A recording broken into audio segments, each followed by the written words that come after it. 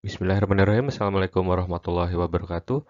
Kita akan membahas mengenai error dalam penelitian. Error yang dimaksud di sini adalah lebih ke variabilitasnya, ya. Jadi kita tidak menggunakan translasi langsung dari error ke dalam bahasa Indonesia, karena kalau error dalam bahasa Indonesia diterjemahkan sebagai kesalahan.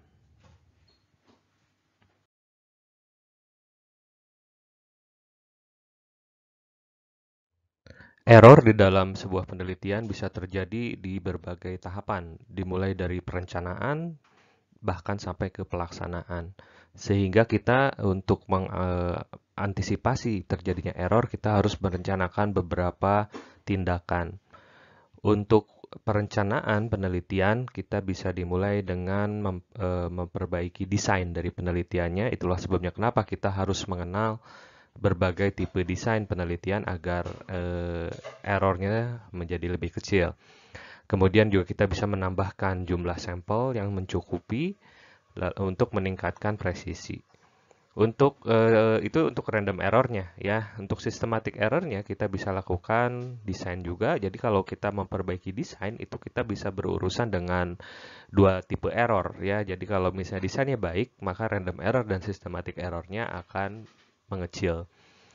Dan systematic error juga kita bisa untuk mengurangi systematic error kita juga bisa melaksanakan kegiatan-kegiatan yang akan meningkatkan akurasi dari penelitiannya. Lalu saat penelitian, jelas kita tidak bisa lagi memodifikasi dari perencanaan yang sudah kita buat. Tapi kita harus bisa melakukan quality control dalam pengambilan datanya. Ya, quality control ini akan berhubungan dengan random error dan systematic error.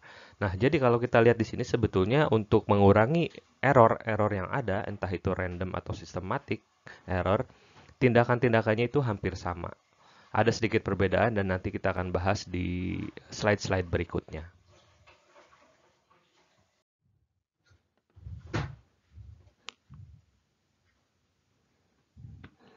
Ya, berdasarkan diagram tadi, maka kita bisa klasifikasikan error itu menjadi dua, yaitu random error dan juga systematic error. Random error ini adalah hasil yang salah dikarenakan adanya chance atau kesempatan. Tapi di sini chance di sini artinya maksudnya adalah berhubungan nanti dengan analisis statistik, ya.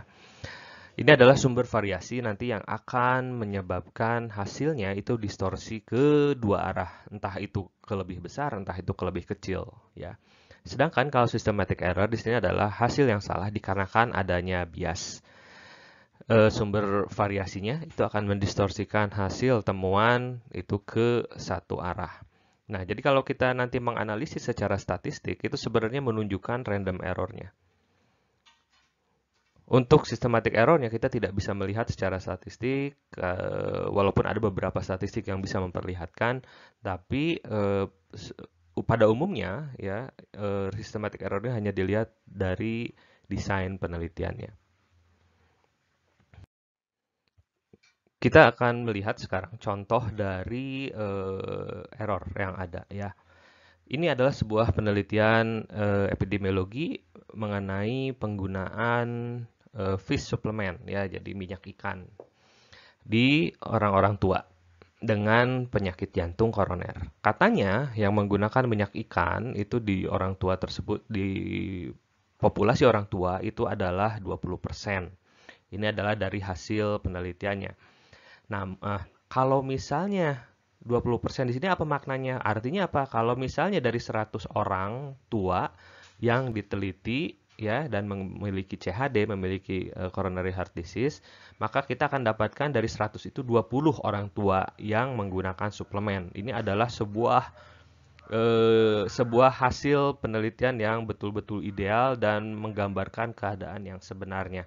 Namun, kita tahu bahwa tidak ada penelitian yang tidak memiliki error.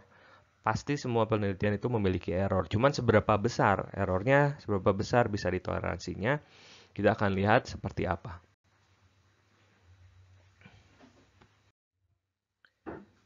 Oke, kita masuk ke pembahasan yang pertama mengenai random error.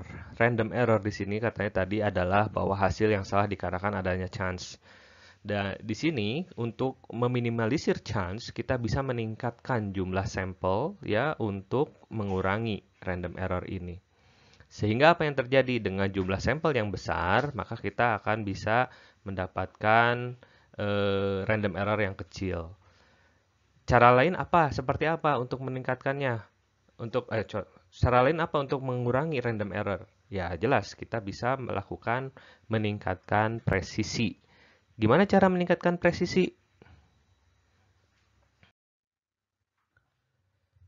Kita kembali ke kasus yang tadi. Katanya tadi 20% penggunaan suplemen minyak ikan untuk orang tua dengan CHD.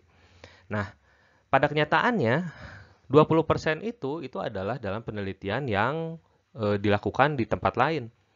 Kalau misalnya kita lakukan di tempat yang berbeda, mungkin hasilnya nanti nggak akan 20 dari 100. 20% ingat tadi bahwa 20% itu adalah 20 dari 100 orang.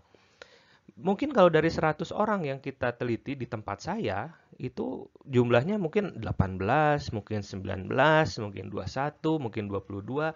Artinya apa?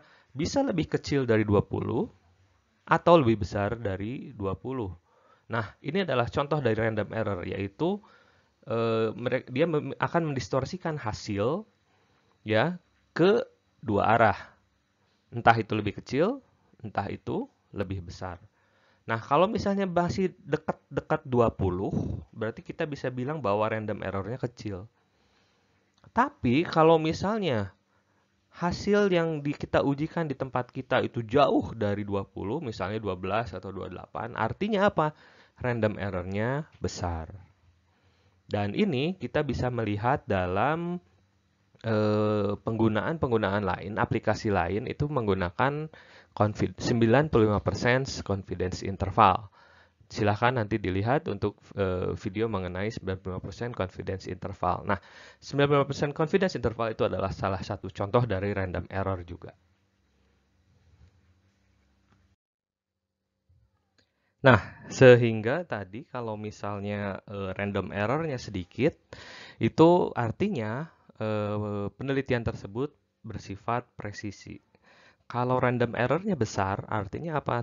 Dia tidak presisi. Nah, apa itu presisi? Presisi ini adalah derajat reprodusibilitas. Jadi kalau misalnya diulang-ulang, itu dapatnya berapa nih gitu. Tadi kan katanya bisa ke 18, bisa ke 17, bisa 19. Tapi ada juga yang bisa sampai 20 di atas 20-nya. Namun, kita juga tahu bahwa random error yang besar kalau tidak presisi maka dia akan lebih luas lagi. Jadi bisa ke 10, misalnya bisa ke 30, bisa ke 40 dan seterusnya. Nama lain dari presisi ini adalah reliabilitas, konsistensi atau reprodusibilitas ya. Ini contoh pertanyaan mengenai sebuah tools, sebuah alat. Ya, mana yang lebih presisi? Apakah timbangan atau interview quality of life? Ya, jelas. Yang lebih presisi di antara dua ini adalah timbangan. Kenapa? Karena kita bisa melihat angkanya. Tapi kalau interview, quality of life of interview, reproducibilitasnya itu kemungkinan kecil. Kenapa? Karena cara kita menginterview dari satu orang ke orang lain itu kemungkinan berbeda. Beda dengan timbangan gitu. Kalau dia menimbang satu orang ke satu orang lainnya tetap aja sama. Sehingga apa presisi toolsnya itu lebih presisi dibandingkan quality of life. Presisi ini memiliki kepentingan dalam power dari sebuah penelitian. Ya, semakin presisi, maka statistical power-nya itu akan semakin besar. Ya, nah power yang besar ini nanti akan berpengaruh terhadap sample size, terhadap ukuran sampelnya untuk mengestimasi mean atau untuk menguji hipotesis dalam uji statistik. Semakin besar power, maka akan semakin besar sampel yang dibutuhkan. Dan semakin besar sampel yang dibutuhkan akan menghasilkan hasil yang presisi.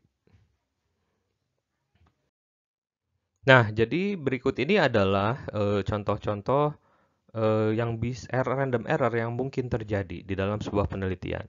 Diharapkan dengan mengenali contoh-contoh random error ini, para peneliti bisa menghindari hal-hal tersebut. Untuk apa? Untuk mengurangi terjadinya random error. Oke, yang pertama itu adalah variabilitas yang ada di peneliti.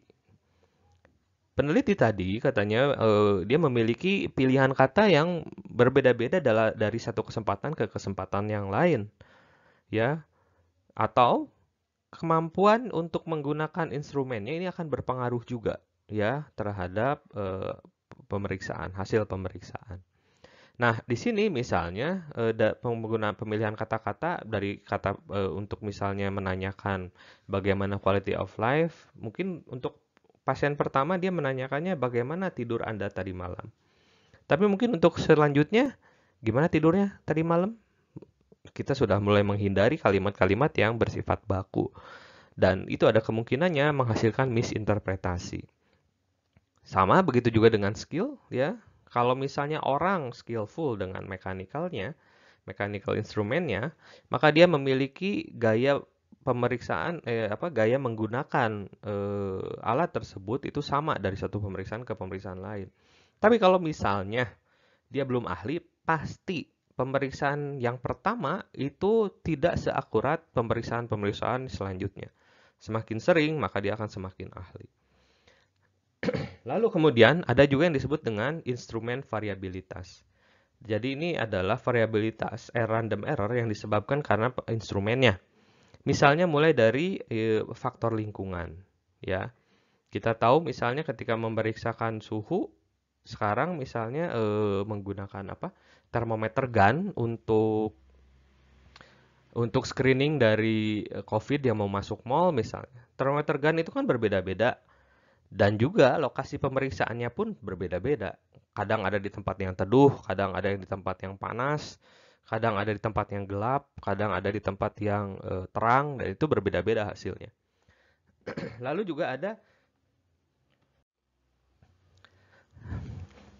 juga ada dari usia-usia komponen mekanis yang sudah menua misalnya. Semakin tua komponennya nggak diganti-ganti, ya jelas akurasinya akan menurun.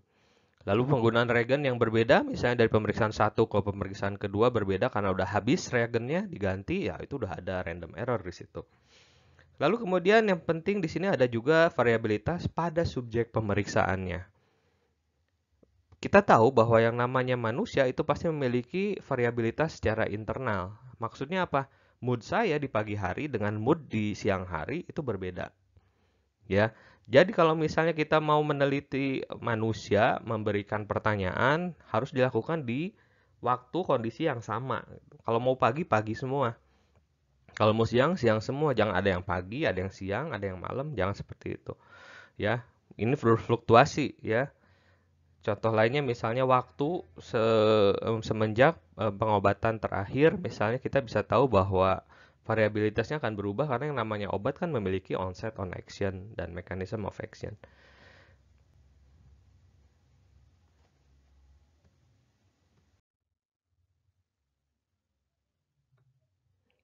Nah, lalu kemudian kita sekarang melihat ke cara-cara untuk menilai kepresisian. Dari berbagai cara tadi, itu nanti akan menghasilkan output. Outputnya itu kita bisa menilai dari hasil penelitiannya. Kalau misalnya dia variabelnya itu adalah continuous, masih ingat continuous yaitu variabel numerik, maka kita bisa memperlihatkan hasil dari presisi itu dalam bentuk standar deviasi. Atau bisa juga dengan koefisien dari variasi. Ya, koefisien variasi ini adalah perbandingan antara standar deviasi dengan mean, ya. Lalu kemudian kalau misalnya variabelnya kategorik, kita bisa melihat kepresisian dengan percent agreement atau kappa coefficient agreement. Ini sebetulnya satu analisis yang sama. Kappa akan menghasilkan percent agreement. Nah, contohnya apa sih continuous? Misalnya tadi timbangan, ya menimbang itu kan hasilnya adalah berapa kilogram. Berapa kilogram itu maka nanti kita harus lihat standar deviasinya, harus ada koefisien variasinya, ada mean-nya ya seperti itu. Lalu kalau misalnya kategori seperti apa misalnya? Misalnya untuk menegakkan seseorang itu adalah sakit atau tidak sakit, itu kan kategori.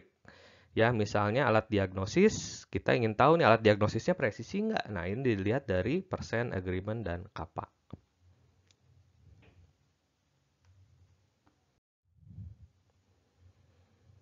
Nah, Lalu untuk meningkatkan presisi, kita bisa melakukan hal-hal berikut ini. Tadi kan sudah diberitahukan kemungkinan yang terjadi pada error, ya, kemungkinan yang terjadi, kemungkinan random error yang terjadi, maka kita harus bisa melakukan 5 hal ini untuk meningkatkan presisi. Dan 5 hal ini harus masuk ke dalam prosedur penelitian. Dalam prosedur penelitian ini nanti kita bisa melihat bagaimana cara meningkatkan presisinya. Pertama, misalnya kita dengan standardizing pengukuran. Misalnya apa? Tadi definisi operasional harus baik. Ya, definisi operasional itu makanya penting, unsur penting di dalam sebuah penelitian karena ini berhubungan dengan standardizing. Lalu kemudian kalau misalnya ada penggunaan alat, manual operationnya harus ada juga. Makanya masuk ke dalam prosedur penelitiannya. Kita bisa juga lakukan, kalau misalnya penelitian ini didelegasikan ke orang lain, maka kita harus bisa melatih dan mensertifikasi penelitinya. Misalnya apa? Ada tesnya, ada pelatihannya, ya, seperti itu. Ini adalah contoh-contoh yang dilakukan, ya. Ini contoh dari untuk mengurangi observer variabilitas. Lalu kemudian kita bisa refining, ya. Kita bisa meyakinkan bahwa alatnya itu benar. Gitu. Gimana alatnya itu benar? Ya, misalnya kalau untuk instrumen kuesioner, maka kita harus menggunakan kalimat baku tanpa ambigu, misalnya seperti itu. Ya. Lalu kemudian kita bisa menggunakan alat yang sudah ditera sebelumnya, misalnya seperti itu. Lalu yang paling bagus lagi itu adalah automating di instrumen. Jadi mengotomatiskan instrumennya. Untuk apa? Untuk menghilangkan observer variabilitas ini. Contohnya apa sih automating instrumen? Kita tahu bahwa di laboratorium sekarang pemeriksaan darah pun menggunakan alat. Jadi dari satu pemeriksaan ke pemeriksaan lainnya itu bakalan sama. Metodenya sama, ya. Kenapa? Karena instrumennya sama, gitu. Otomatis. Nah, kalau misalnya di lab. Nah, kalau misalnya untuk kuesioner gimana? Automating instrumennya. Misalnya kita menggunakan apa? Google Form. Kita menggunakan aplikasi misalnya. Itu kan automating semua, ya. Jadi yang tertera di situ itu akan dibaca oleh semua orang dalam bentuk yang sama, nggak berbeda-beda. Dan yang terakhir yang paling mudah itu adalah menggunakan repetisi. Ya, jadi setiap subjek itu diperiksanya nggak sekali, tapi setiap subjek diperiksanya lebih dari satu kali. Misalnya apa? Tekanan darah. Tekanan darah diperiksanya secara leh artis seperti apa? 2 kali minimal, ada yang bilang 3 kali. Ya, nah itu untuk apa? Untuk meningkatkan presisi. Jadi diulang-ulang gitu ya. Jadi akhirnya 5 langkah ini akan meningkatkan presisi dari sebuah penelitian.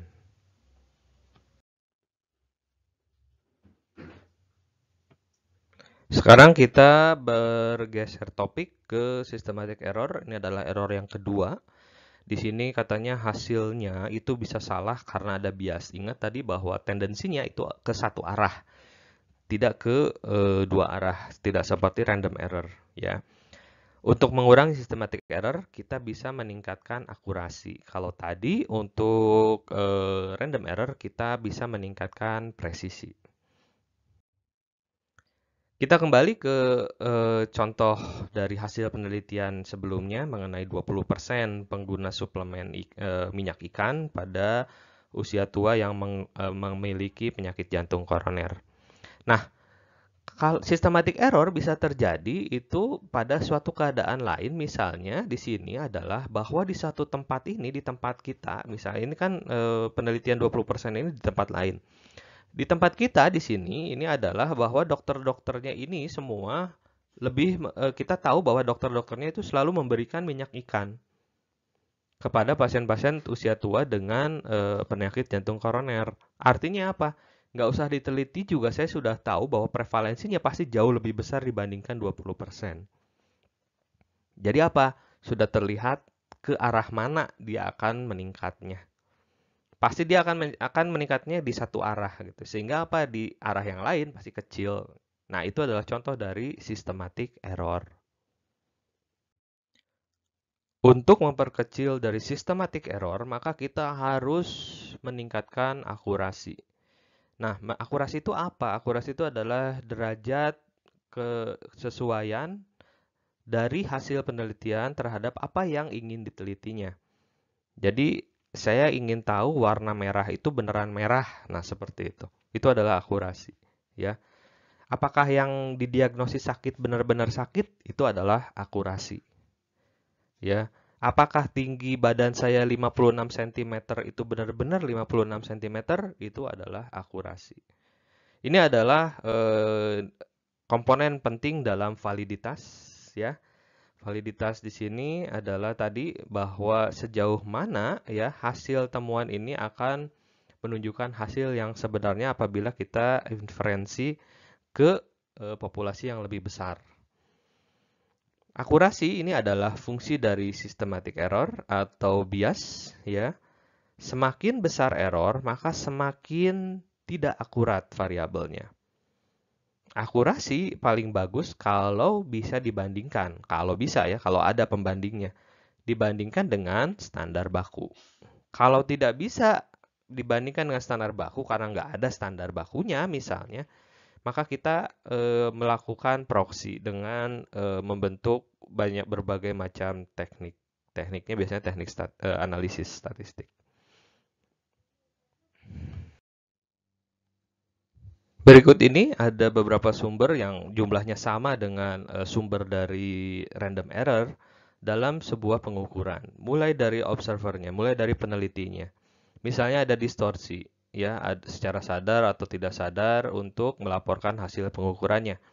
Mungkin kita tahu bahwa dalam pelaporan tekanan darah atau tensi, pemeriksaan tensi, kita selalu membulatkan ke atas, ya.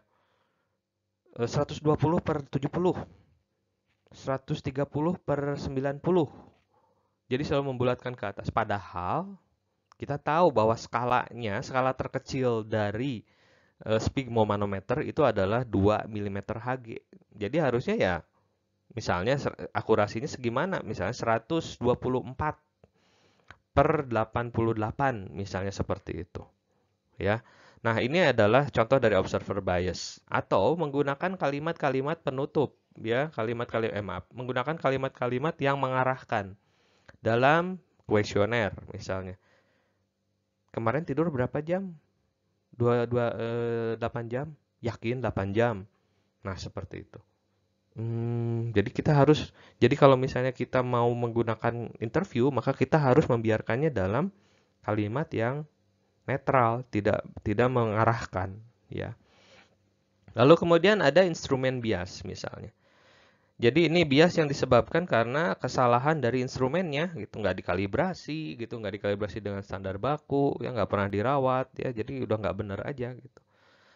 Lalu kemudian ada subjek bias. Di sini adalah distorsi dari pengukuran karena subjeknya, ya. Misal ini yang disebut dengan responden atau recall bias. Kita tahu misalnya dalam penelitian kasus kontrol itu ada recall bias di mana orang yang sakit lebih mengingat pajanannya. Nah, itu adalah subjek bias, ya. Nah, untuk melihat hasil dari akurasi, maka kita bisa melihat dengan berbagai macam cara. Ya, pertama itu kita harus melihat dulu dari kesesuaian alatnya. Tadi misalnya dari secara prosedur itu apakah dia alatnya sudah terkalibrasi dengan baik gitu ya. Jadi secara metodologi itu seperti apa ini akurasinya nih? Apakah bisa menghasilkan hasil yang akurat? Nah, itu adalah pertanyaannya.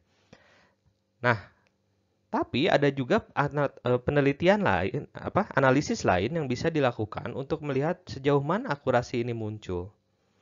Nah, kappa itu tadi adalah salah satu cara untuk menilai random error untuk kategorik, variabel kategorik. Nah, kappa juga dia bisa digunakan untuk menilai akurasi. Sehingga apabila agreementnya baik, ya, kemudian juga koefisien agreementnya baik, persentase agreementnya juga baik, maka kita bisa sebutkan bahwa dia termasuk yang akurat dan presisi. Nah, apabila variabelnya bersifat continuous, maka kita bisa gunakan mean difference antara pengukuran standar dengan pengukuran yang kita uji. Jadi misalnya kita ingin mengetahui tinggi berat badan tapi dengan timbangan yang bukan timbangan golden standardnya. Timbangan golden standard itu kan yang timbangan yang Dachin itu ya. Nah, kita bandingkan dengan pemeriksaan timbangan yang digital misalnya. Nah, kita bandingkan nih akurasinya. Jadi dibandingkan dengan golden standard. Golden standardnya adalah timbangan yang Dachin.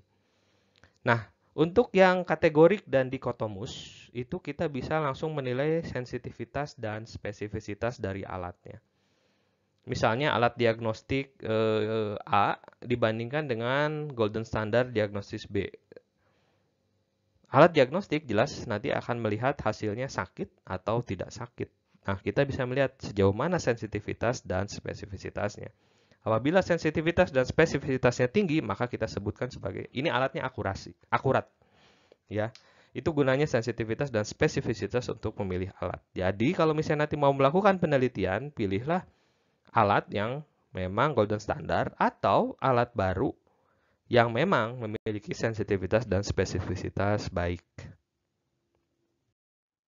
Jadi, systematic error ini nanti berhubungan dengan validitas dari sebuah penelitian. Definisi validitas tadi sudah dibahas, ya, sejauh mana sebuah pengukuran ini menggambarkan keadaan yang sebenarnya. Ada 3 cara untuk mengakses validitas tadi, ya. Kalau tadi adalah mengakses validitas secara statistik dan sekarang mengakses validitas secara teoritis. Di sini pertama adalah mulai dari konten validitas atau validitas isi, ya. Validitas isi di sini artinya dia memeriksa sejauh mana ya sebuah metode pengukuran ini merepresentasikan seluruh aspek dari fenomena yang akan diteliti. Jadi sejauh mana nih? Dia akan mengukurnya sejauh mana? Misalnya berat badan. Ini berat badan yang gimana nih? Berat badan kering, berat badan basah ya saat dia habis mandi ya atau sebelum mandi dan seterusnya. Kita tahu bahwa beberapa alat ada yang memiliki kriteria-kriteria tertentu sebelum dilakukan pengukuran. Itu adalah sebuah konten validitas ya. Misalnya ini pertanyaan mengenai sosial, fisik, emosi, dan intellectual function ya untuk menilai sejauh mana quality of life-nya. Jadi quality of life-nya ini udah kita klasifikasikan. Quality of life di sini ini termasuk masalah sosial, fisik, emosional, dan intelektual. Lalu ada yang disebut dengan validitas konstruk. Validitas konstruk di sini ini adalah untuk memperlihatkan sebaik mana ya sejauh mana ini sebuah pengukuran ini sesuai dengan teoritis yang ada ya. Kalau misalnya sebuah permasalahan itu secara teoritis bisa membedakan dua kelompok, maka dia akan memiliki construct validity yang bagus. Misalnya apa? Contohnya tadi construct validity-nya misalnya dia untuk membedakan yang sakit dan juga yang tidak sakit. Nah, content validity dan construct validity kita lihat bahwa di sini aspek validitas ini ada dua, secara kualitas dan secara kuantitas. Konten dan construct validity ini adalah bentuk validitas secara kualitas. Namun, validitas pun memiliki bentuk secara kuantitas yang disebut dengan criterion related validity atau predictive validity. Nah, criterion related validity ini adalah sejauh mana pengukuran yang baru akan berhubungan dengan pengukuran yang sudah ada atau golden standardnya yang tadi. Ya, kita misalnya bandingkan sensitivitas, spesifisitas itu adalah masuk ke dalam criterion related validity-nya. Namun, kita tahu bahwa tidak mungkin semua alat pengukuran itu memiliki golden standard-nya, ya. Misalnya untuk masalah-masalah psikiatri, kita nggak bisa melihat bagaimana golden standard-nya. Disebut depresi misalnya apabila kadar neurotransmitternya itu berapa gitu misalnya. Tidak ada golden standard seperti itu. Sehingga kita bisa menggunakan criterion related validity-nya menggunakan proxy atau perkiraan berdasarkan statistik. Nah, jadi itu adalah 3 komponen validitas di mana ketiga-ketiganya ini nanti akan saling menjadi pertimbangan. Nggak mungkin semua aspek validitas terpenuhi, ya. Mungkin hanya konten validitasnya saja, sama konstruk validitasnya, dan tidak dengan kriteria related validity. Sehingga harus disimpulkan apakah ini valid atau tidak bisa hanya berdasarkan analisis kuantitatif saja. Lalu apa caranya? Bagaimana cara untuk meningkatkan akurasi? Sama seperti dengan cara meningkatkan presisian, ya, mulai dari standardizing, ya, pengukuran, kemudian training, ya, certifying, mensertifikasi, lalu instrumennya diperbaiki, lalu diotomatiskan.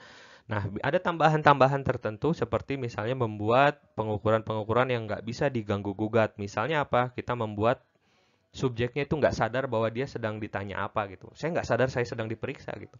Kita tahu bahwa kalau kita memeriksa respirasi, frekuensi nafas, itu seseorang kalau sebentar ya Bu, saya lihat dulu ininya frekuensi nafasnya, pasti dia akan otomatis mengatur nafas.